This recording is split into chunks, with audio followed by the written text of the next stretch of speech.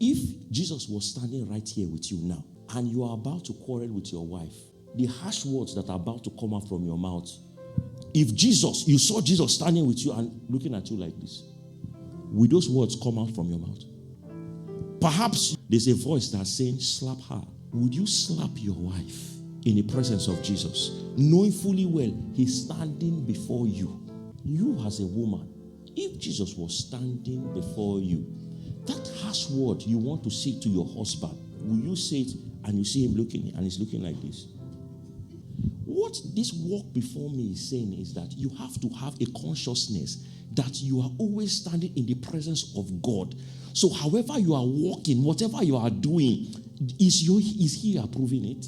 Now you now see how Enoch could consciously walk with a consciousness that God was always standing beside him. So there was no downtime for Enoch. He knew he stood before the king. Even when he was walking, he knew he was walking in front of the king. And the king was walking with him. So there was no time for gossip. There was no time for malice. There was no time for him to see a damsel that was young with a long hair for him to now go and start to fornicate. Because he means that if he was fornicating, he knew that he was fornicating before the king.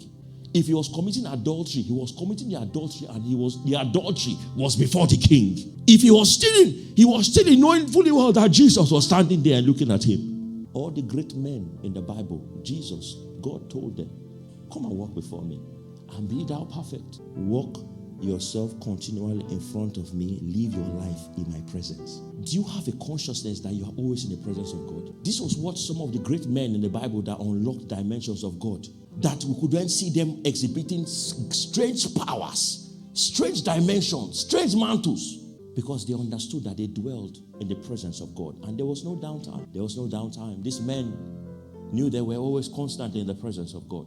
So they could download mysteries from heaven. They could exhibit dimensions of power